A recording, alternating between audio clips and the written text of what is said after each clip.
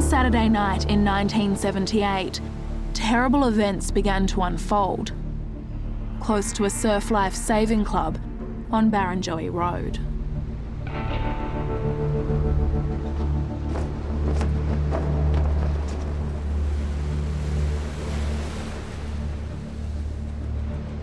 It was just after midnight when 18-year-old Trudie Adams left the surf club dance. Public transport was unreliable, so she decided to hitchhike home. Trudie Adams was never seen again.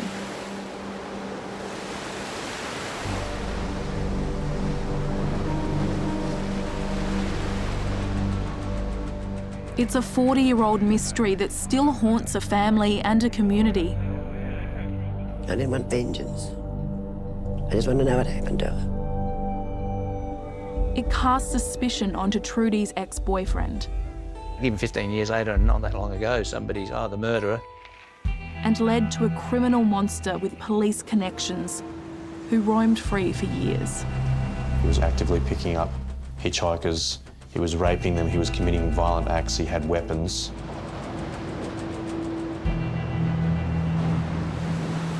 It's been 40 years since Trudie disappeared, but no one's been charged, and Trudie's remains have never been found. There's a great injustice here. Trudie Adams was living a carefree life here at Avalon Beach when she disappeared.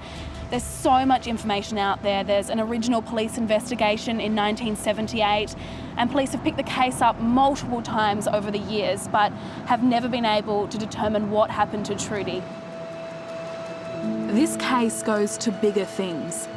How violence against women has often gone unpunished. But times have changed, and now, across society, there's a reckoning. I'm going to investigate the disappearance and almost certain murder of Trudie Adams. What happened that night on Barrenjoey Road?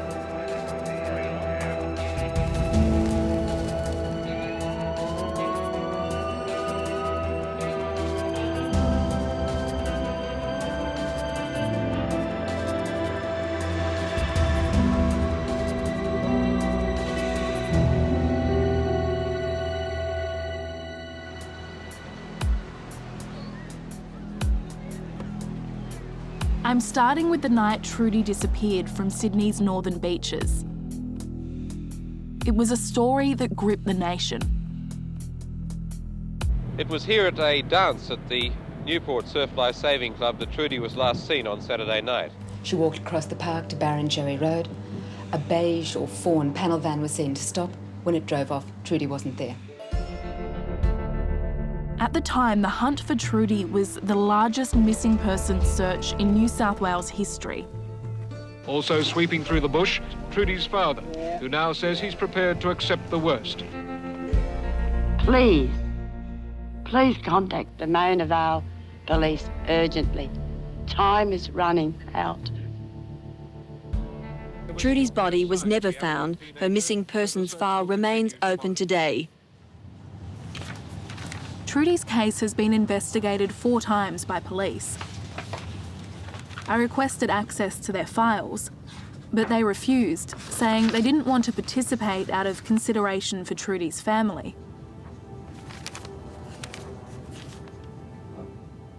I've contacted Trudie's brother John, and I'm hoping to interview him.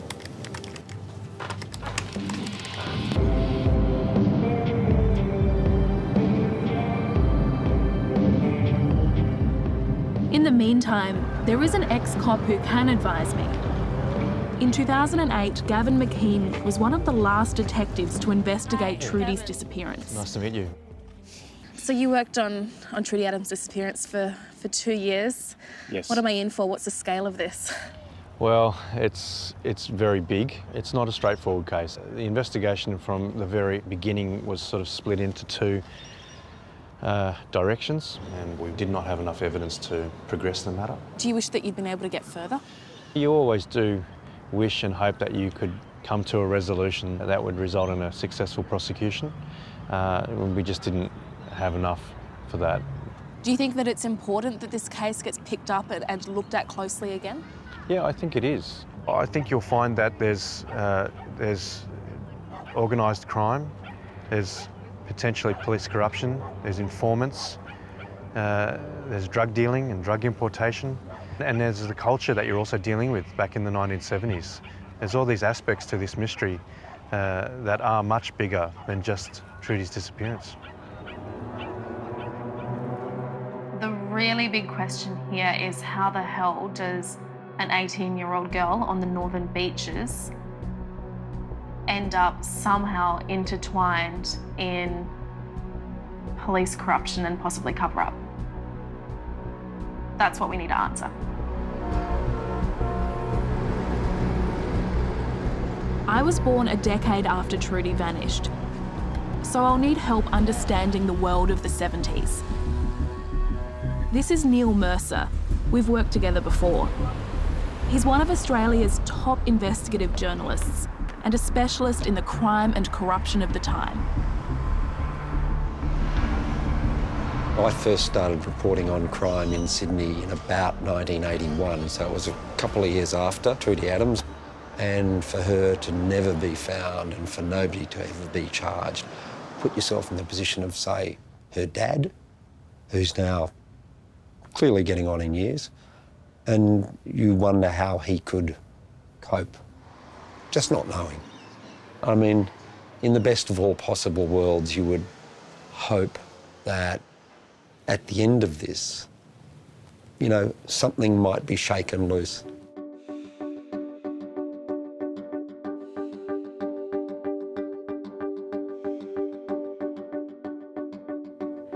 Trudie's case was last investigated in 2011, when a coronial inquest drew on all the evidence. The inquest couldn't find out what happened to Trudie, but the findings are still our best source for piecing together the existing facts. So we start here with Trudie Adams disappears, right? So... Yep, she disappears Saturday, 24th of June, 1978. She's walking towards Barrenjoey Road, and her boyfriend, Stephen Norris, sees Trudie getting into a vehicle. Trudie had recently split up with 22-year-old Steve Norris. He was the last person known to see her alive. That's Stephen Norris at the spot where he saw her getting into a panel van.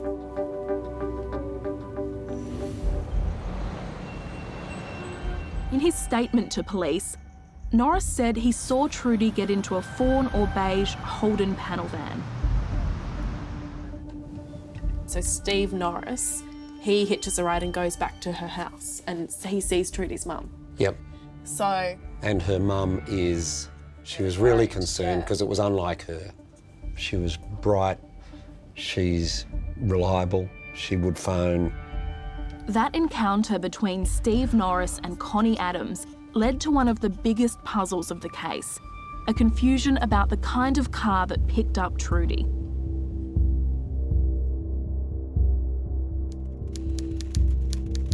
When Connie reported her daughter missing, she told police that Trudie got into a green Volkswagen Kombi van.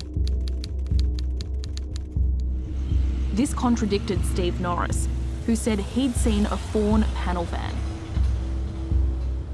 The next day, police changed the description, identifying the vehicle as a fawn or beige 1977 Holden panel van. Standard, that means no roof racks, hasn't got mag wheels, has no painting on the sides, a straight exhaust system, a straight, normal 1977 panel van. Confusion about the van that took Trudie dogged the case from the start, and it wouldn't be the last time that the green Kombi came up. Police attention then shifted from the cars to Trudie's ex-boyfriend. So their first suspect was Stephen Norris, right? Yeah, the boyfriend. Well, they'd broken up a week, I think, before she disappeared. Which, you know, does raise red flags if you were the investigating officer. And it was Trudie Adams who broke up with him. Yes. He didn't want to break up. In a domestic situation, it's pretty standard police procedure that You look at the husband, the boyfriend. The problem for Steve would have been that there is a very clear motive and you're the last person to see her alive. Yep. So it's no surprise that his name comes up very early on. Yeah. Okay.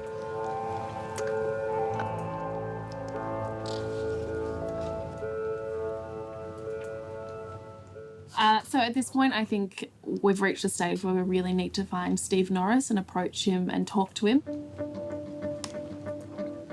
728 results.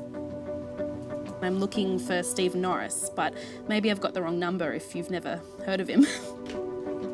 Tracking Steve down will take time, but it's crucial we find him to get to the bottom of these discrepancies. Trudie and Steve's breakup was common knowledge, and when they were seen together at the surf club, reports followed they'd argued because Trudie refused to dance with Steve. According to the police, she had an argument with her boyfriend. Trudie left the dance after having an argument with her boyfriend. She'd had an argument with her boyfriend and hitched a ride that everyone came to believe was her fatal mistake. In all his statements to police, Steve has denied he and Trudie argued at the dance. But arguments were a factor in their relationship. The coronial findings reveal a heated one in the week before the dance. It got so loud that Trudie's father, Edge, ordered Norris out of the Adams house. I want to check Steve's account of his and Trudie's movements on the night. Trudie had just been vaccinated for an upcoming trip to Bali and she wasn't feeling very well. Steve said he saw her leave soon after midnight. It's a short trip, about 4 kilometres from this spot on Barrenjoey Road to Trudie's home in Avalon. At around 12:30 a.m. on Sunday morning, Trudie leaves the dance. There's no public transport, so she heads across the car park to Barrenjoey Road to hitchhike home to Avalon. Stephen Norris sees Trudie leave through an upstairs window. He's previously warned Trudie about the dangers of hitchhiking, and so worried about her, he also leaves the dance to follow her. Norris sees Trudie standing near the corner of Neptune Road, a popular hitchhiking spot at the time. He's still away behind her though, when he sees the tail lights of a panel van pull up, obscuring Trudie from his view. And when it takes off again, Trudie is no longer here. Steve said he hitched a ride after Trudie. The local driver who picked him up confirmed this. It's only a 5 or 6 minute drive from Newport to Avalon, where Trudie lives. Steve doesn't mention Trudie at all and doesn't say where he's going. He doesn't really say much at all.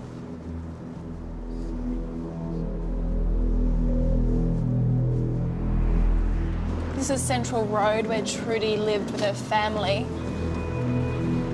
After Steve gets out of the car, he walks down towards Trudie's house. And when he arrives, Trudie's mum, Connie, is sitting waiting up for Trudie, but of course Trudie hasn't arrived. Steve and Connie had a brief chat over a cigarette, and then Steve left. Neither of their police statements record any conversation about the makes or colours of cars. Steve told police that he then headed to the beach to look for Trudie. It's the early hours of Sunday morning. He's tried to find Trudie at home, she's not there. He's left Connie waiting up for her and he's borrowed a bike and come down to Avalon Beach. Norris said that he searched for a while. And when he couldn't find Trudie, he gave up and went home. And it's not until the next day that he and all of Trudie's friends realise that something's gone seriously wrong.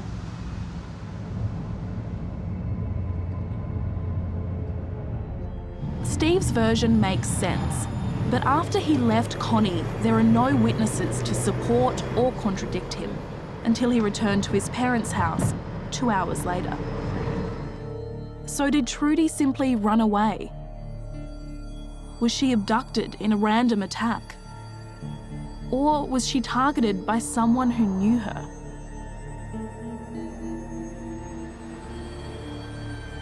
There's another layer to this mystery. The easygoing surf lifestyle on the northern beaches had a dark underbelly.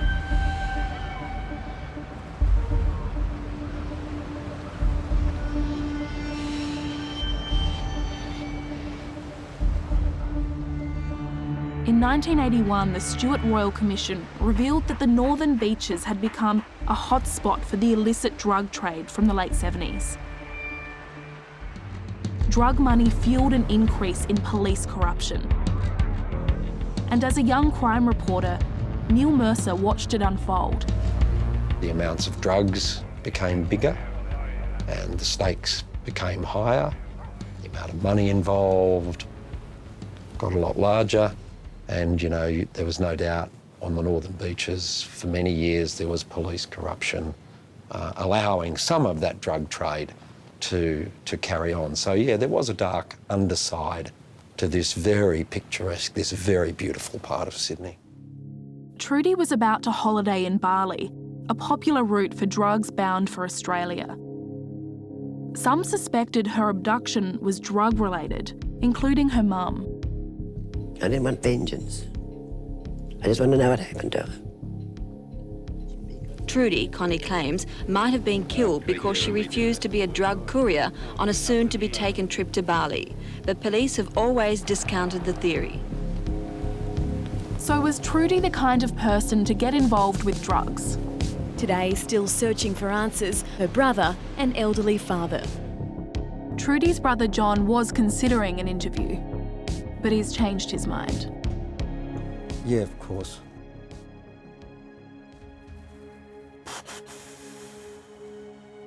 Well, that was John Adams, Trudie's brother. So what did he say? He doesn't want to be any part of the project. He's been through a particularly hard time. He's just said the inquest was really difficult. It was obviously a very, very painful process for him and for his dad. Trudie's mum, Connie, died a long time ago. And after speaking to John, we decide not to approach any other family members. I think the important thing to do now is to still do an investigation that has the family in mind and make sure we're doing something that does the family justice, that honours Trudie's memory, and that can potentially still get answers.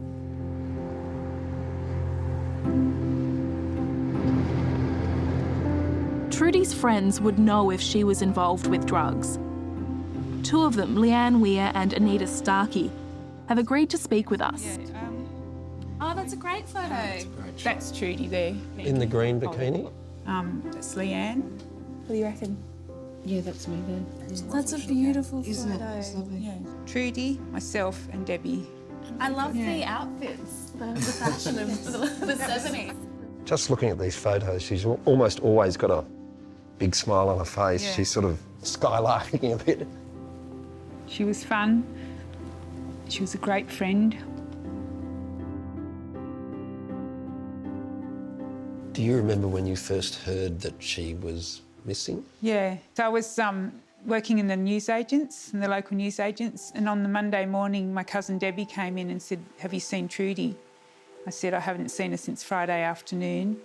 And she said, she's missing, we can't find her.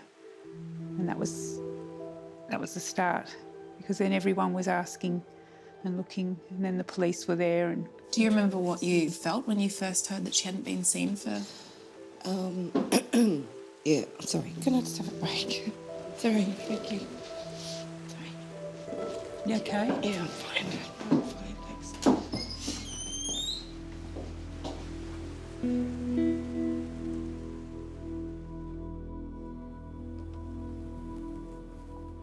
You know, we're asking people to go over really traumatic things again, and that's a big ask. But I think this is probably the last chance to find out not only what happened to Trudie, but why what happened to Trudie was never brought to justice.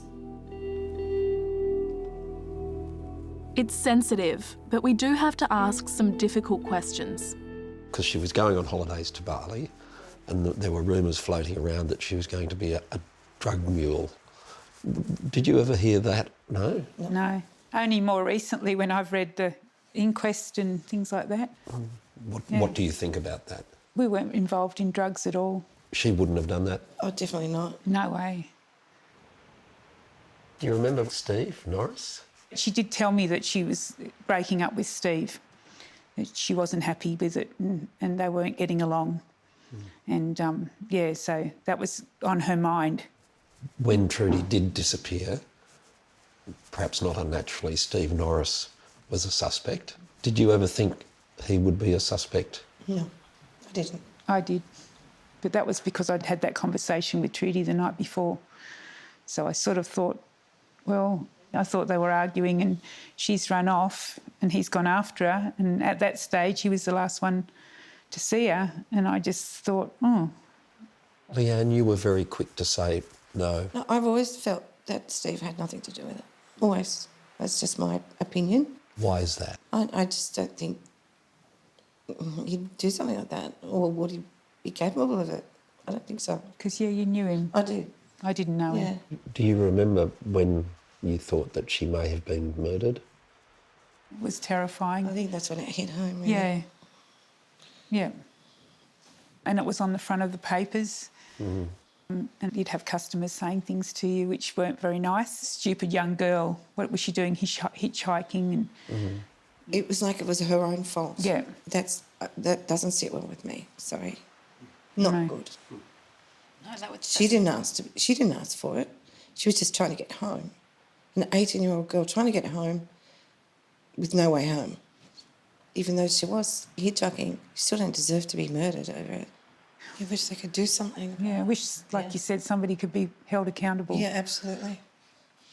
It's been 40 years, so someone knows something. It's my belief.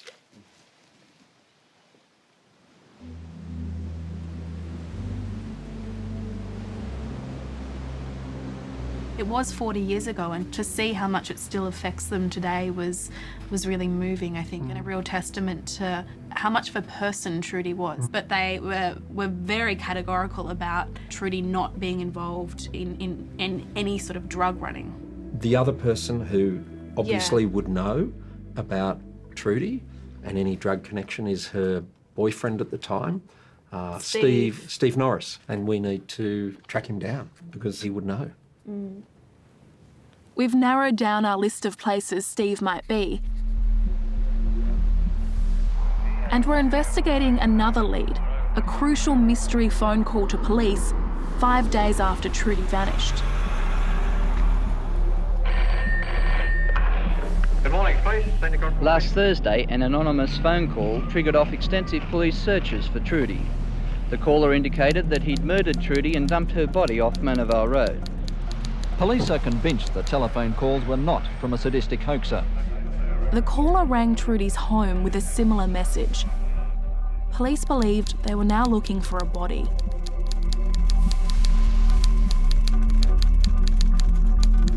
If she is there, lying out there, dead, I'd like to be able to bury her.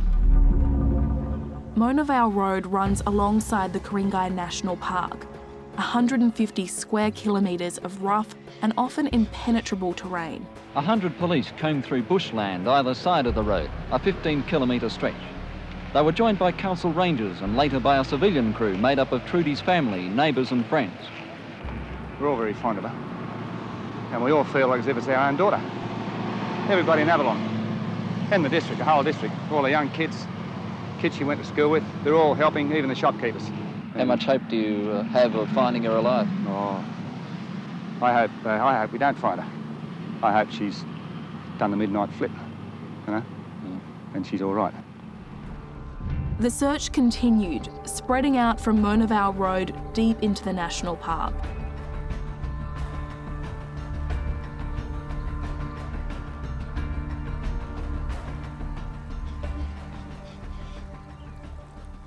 This is part of the area they searched, but it goes all the way down there. I mean, how much can you search? Yeah, the more that you start to go through the bush and have a look at all these waterholes, the more you realise that there's such a big, vast expanse of billabongs, waterholes, creeks and just thick, dense shrub to get through. It would have been so difficult.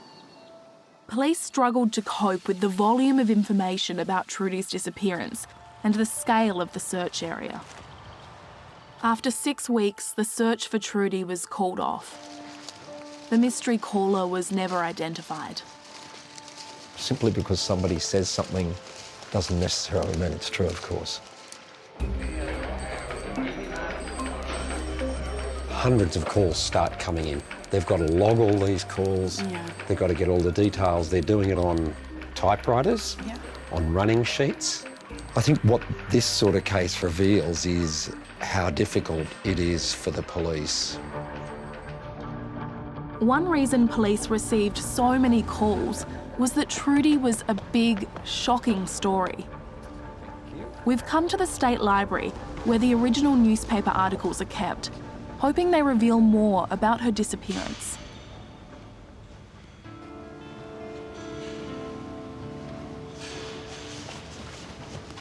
This is the Daily Mirror. Yep. From the year that Trudie Adams disappeared. We have to be really gentle. Yep, be very careful. Here she is. Police fears for hitchhike girl 18. So Trudie Jeanette, that's her middle name, of Avalon. And she's already, people are saying, you know, she's hitchhike girl. Hitchhike girl. Yeah, and then right next to her is the actual page 3 girl. Whose name is Maureen. It says a lot about the time, doesn't it? It does rather. It's a classic 1978 tabloid paper. You've got page 3 girl, you've got a murder mystery, perhaps. It is confronting seeing a naked page 3 girl next to a photograph of Trudie Adams. It's like, as a woman, you're either, you know, the naked girl on page 3 or you're the murdered girl next to her. You know, those are your two options. What women put up with in 1978 versus what you'd call bullshit on today. Things have changed a lot. 10 days after Trudie disappeared, the newspapers had a horrifying new angle on the story. Trudie hunt reveals attacks. Police searching for Trudie Adams have found evidence of attacks on other women, including 2 rapes. A number of young women came forward to reveal they'd been abducted and raped while hitchhiking on or near Barrenjoey Road. Anatomy of terror. 2 rapists terrorising girls on Sydney's northern beaches have warned their victims, quote, "If you tell the police, you and your parents will die."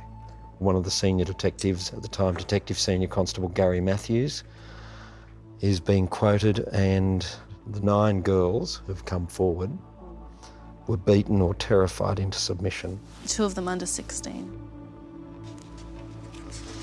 All in all, 14 young women came forward, reporting rapes in the area as far back as 1971.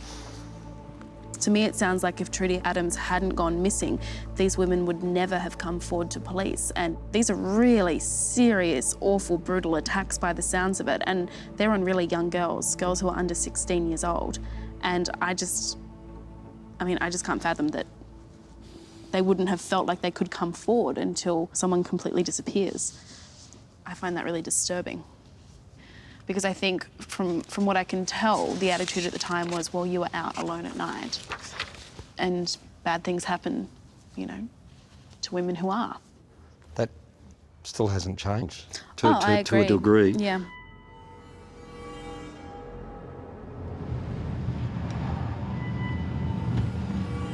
What happened to the rape victims was truly terrifying. Women were abducted at gunpoint and forced into a car by 2 men. Often the attackers wore disguises, cheap plastic wigs, dark glasses and fake beards. Did these 2 rapists take Trudie? If so, what happened? Because all the other victims were released. We need to talk with Gary Matthews, the detective running the Trudie investigation at the time, about whether he found a connection. 60 police cadets and several detectives swept through the rugged terrain, areas where several girls and other hitchhikers have reported being molested in the last 8 months. According to the allegations, they are that the girls have been handcuffed, their eyes have been taped, and have been taken to bushland and raped. I think about 14 young women came forward. Do you think those attacks are linked to Trudie's? It was a great suspicion, but there was just that lack of something to say, yes, that's linked to Trudie. We have no body found, So we've got no scientific information that may assist us. We just have no information as to what may have happened to her after she got into that car. The fact that these other offences were taking place were certainly a matter of interest. There was just nothing there to tie it in. Was Steve Norris, her boyfriend, was he looked at in the early stages? Yep, he was. He was the last person to see her. It was number one. Another point was that they had had an argument. Can you tell us about the argument? No, I don't know much about it, but sufficient for her to storm off and start hitching a ride. He did search for some considerable time, so you just don't know at that stage whether he did meet up with her again. He even partook in a session of hypnosis to try and help us with the vehicle, because there was some confusion over colours, makes, and in fact I was quite happy when he agreed to be hypnotised.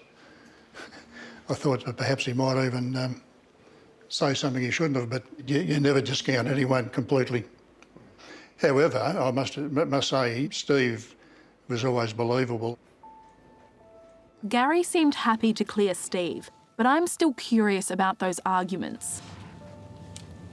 In some of the things I've read, it's been reported that Steve, Trudie's ex-boyfriend, and Trudie came to blows at some point, and that's something that I am keen to ask him about. Oh, g'day, is this Steve Norris? Oh, hi, my name's Ruby Jones. I'm a reporter working on a documentary series. After a long search, I've tracked Steve to northern New South Wales. That'd be really great. I'd really, really appreciate it. He's agreed to meet. I am a bit nervous about talking to him just because I know that we do have to ask him things about how he was a suspect at the time and, you know, what it was like being under an enormous amount of scrutiny from police and also from Trudie's mum, Connie. The cops always suspect the boyfriend or the husband. Some of the other stuff about, you know, oh, was she going to be a drug mule? You know, this is all... Very personal. It's very personal stuff. And still searching was Trudie's boyfriend, Steve Norris. I do. I just hope that they've got her somewhere. That's the main thing. I just hope that we don't find anything at all, really. How long have you been searching now? Oh, about over a week, a little over a week.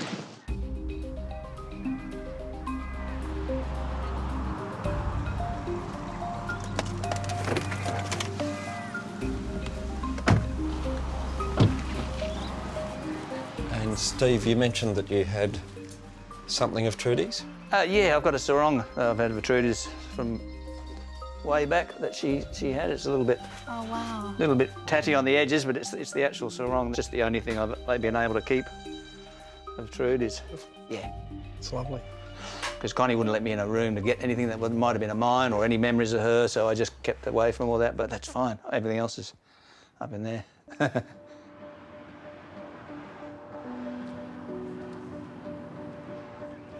So what place was your relationship in when she disappeared? Well, we sort of broken up, but yeah, we were still on, you know, very good terms, and I spoke to her that night. I spoke to her at the Newport Arms, and I spoke to her even at the surf club. So we were fine. There was no, it wasn't a nasty thing. It was just we were just finishing. Yeah. One of the things we're trying to get to the bottom of is there's been talk of an argument, and then other people say, no, there was no argument. I never saw anything. I can see how they probably thought there was an argument, but there wasn't. Look, I asked her for a dance. She didn't. She said no. She's pretty right. I don't remember there ever being any real words of any sort. But it was not long after that where Trudie walked to the road, started hitchhiking home, and that's where it may have looked like she walked off in a huff. But really, she'd had inoculation or vaccination shots a day or two before. I remember she saying that she didn't feel that flash. Yeah, and I think it was only by chance that I happened to be looking out the window and saw her walking across the car park.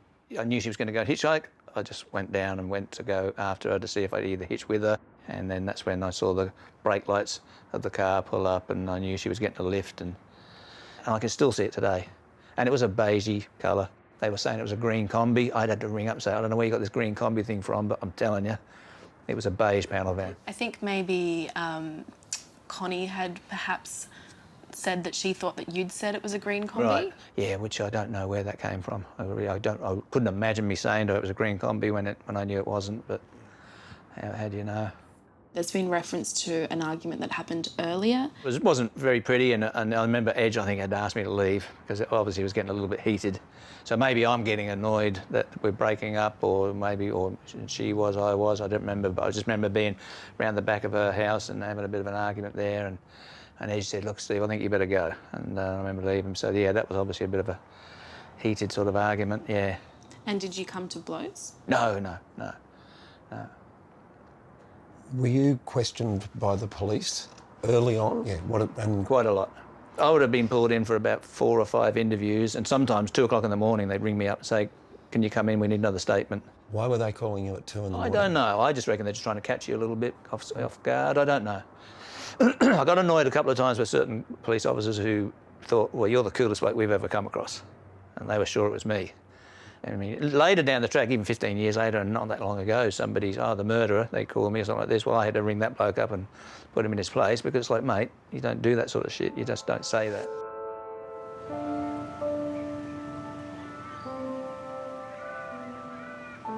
Steve kept a good relationship with Trudie's father, but Mum Connie was suspicious. She maintained Norris told her the car was a green Kombi, and then changed his description to a fawn panel van. Connie also believed that Trudie's disappearance had something to do with drugs. I'd say that she knew too much. Trudie, Connie claims, might have been killed because she refused to be a drug courier on a soon-to-be-taken trip to Bali.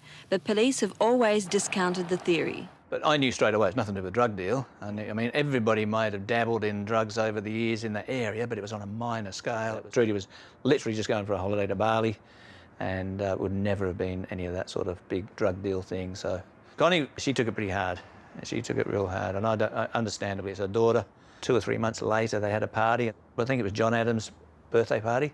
They wanted me to go, and Connie just looked at me and gave me both barrels and just let it be known that, you know, it was my fault and all this sort of thing. I mean, I just had to wear it because it's understandable that Connie would feel that way. She's got to blame somebody.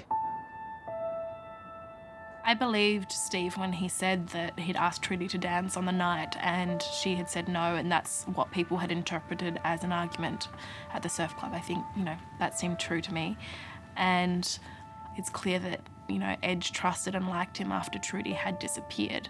And so if Edge had seen him at his angriest and still thought, you know, this is a good guy and he couldn't have been responsible for my daughter's disappearance, then, you know, I think that's telling.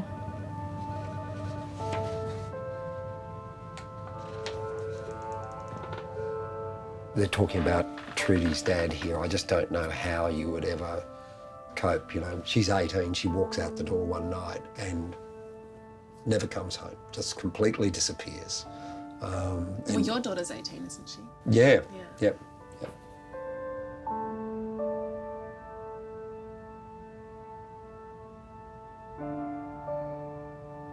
Yeah, not knowing. Things every now and again you have a dream that your daughter's there and you wake up and you realise that she's not there.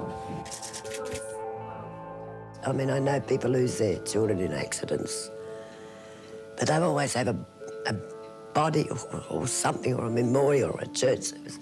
I got nothing. Not even a grave. That's what's really different about this case, is that there's no closure, there's no crime scene, there's nothing, and no answers about what happened to Trudie, to their daughter. 3 months after Trudie disappeared, a discovery in the bush brought a new lead. A ranger named Brian Walker had reported seeing lights and hearing gunshots in the national park at night.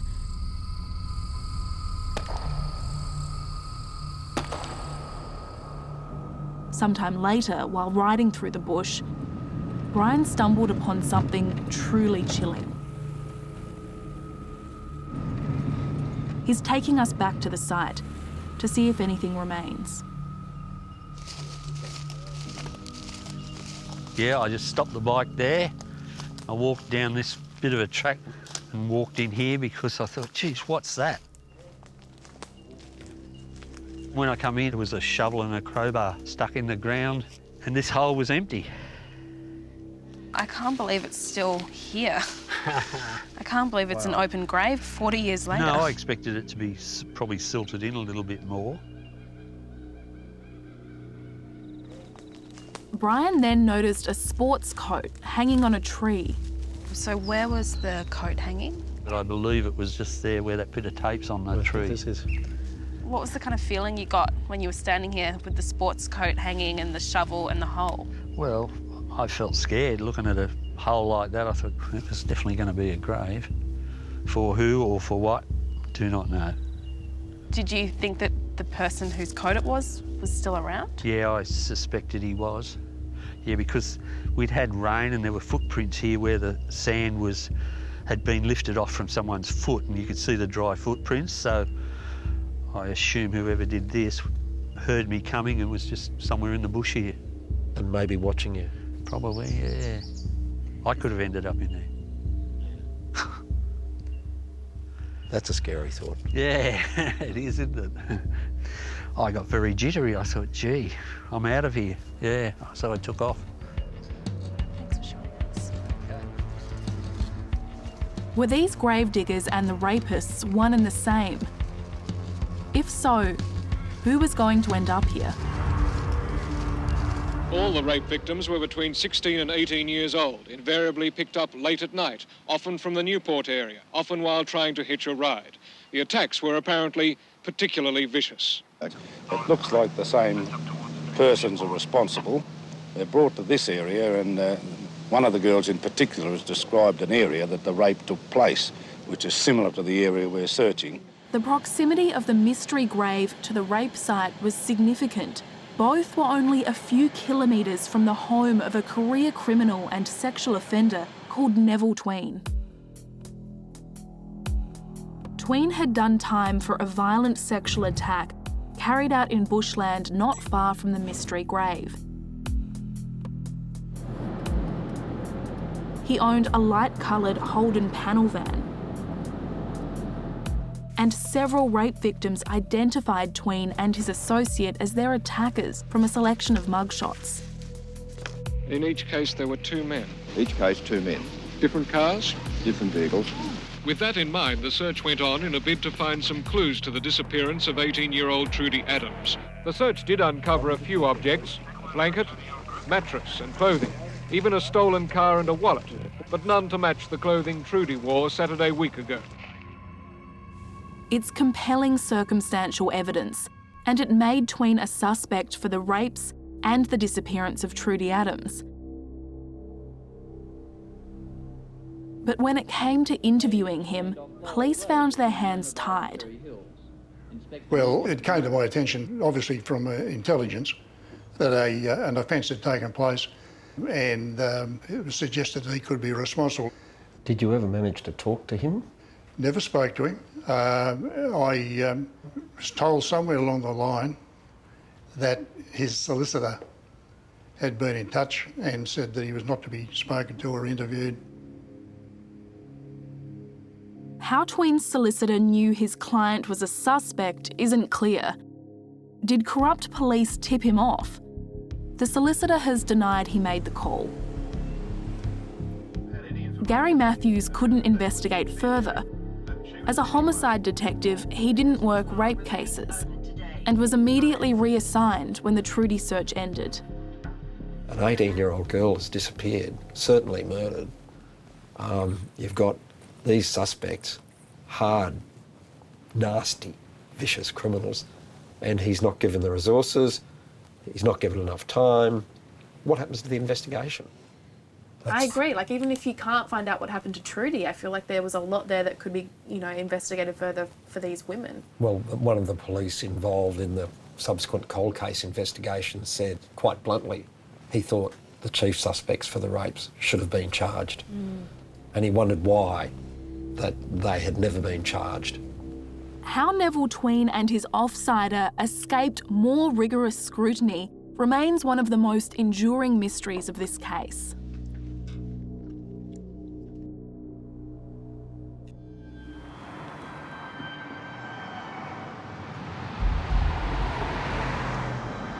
I've read about the 14 rapes, and the details are shocking. It seems the attacks were all very similar. They do the same things over and over again. It was obviously something that they had nailed down as some sort of ritual that they did together.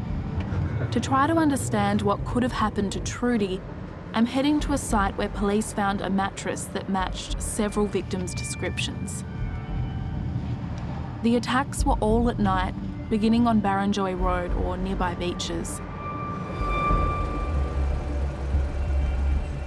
The women were taken by two men, sometimes wearing wigs and false beards. Forced into a car and held at gunpoint, they were all handcuffed and blindfolded.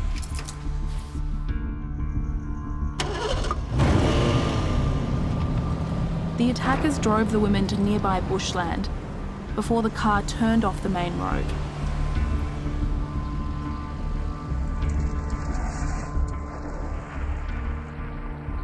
You go down these little bumpy dirt tracks, you're very quickly out of street lamps, out of houses, there's nothing around.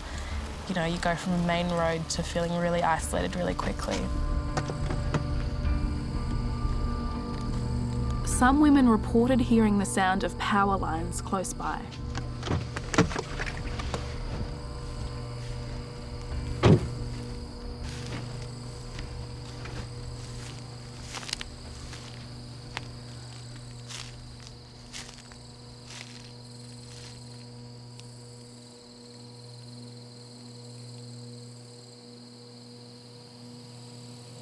I can hear the power lines. You can kind of hear them humming. It'd be so horrible because you're so close to home as well if you live out here. It's a really calculated way of attacking women. It's exactly what you're taught to be scared of as a girl, that men who you don't know can spring out of nowhere and abduct you and rape you, and you know, that's what you're scared of.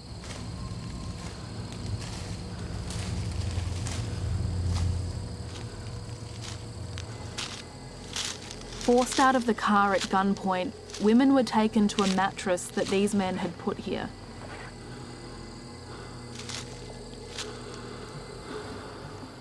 I mean, it seems like it was just some sort of sick game, really. You know, it was almost like sport. They drove around, you know, the roads of Avalon and Newport looking for prey. The crimes all followed similar patterns. Victims were forced to undress. If they resisted, the guns would be fired. Women and girls as young as 14 were repeatedly raped.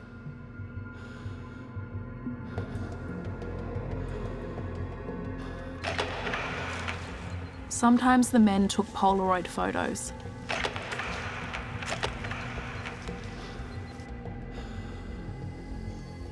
You know, what's happening here is just a really brutal, calculated attack with complete disregard for how it would affect anyone else. And it didn't end there. You know, these men got their addresses out of their purses and told them they knew where they lived. I mean, the awful thing about it is that it worked. You know, they got away with it. They still have gotten away with it. After the attacks, most of the women were dropped either at or close to home. They were warned they'd be killed if they told anyone. I think we can say that Neville Tween and maybe some of his associates should have been interviewed, possibly even charged over the series of rapes that happened here. I think what's hard to know is whether or not Trudie Adams was one of the people who was abducted and raped and maybe killed by these men. I'm keen to find out more about Neville Tween and why he wasn't better investigated. Maybe there's something that's been missed, a clue to who killed Trudie Adams.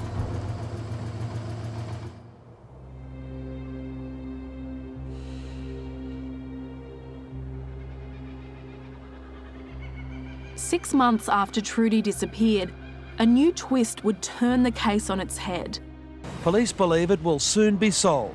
Very reliable information. I'd say our best breakthrough at this stage to solve the disappearance of Trudie. More than once, a group of young men from Sydney's western suburbs were overheard boasting they'd killed Trudie Adams. And one of these men owned a green Kombi.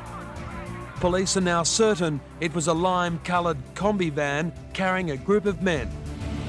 Suddenly it appeared there were two lots of suspects prowling Barrenjoey Road on the night Trudie Adams disappeared.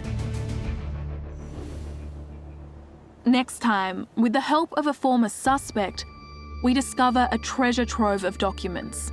So yeah, a lot of info, everything from the coroner's inquest. This is the whole brief of evidence. Yes. A monster emerges from the shadows. He was carrying an M1 machine gun.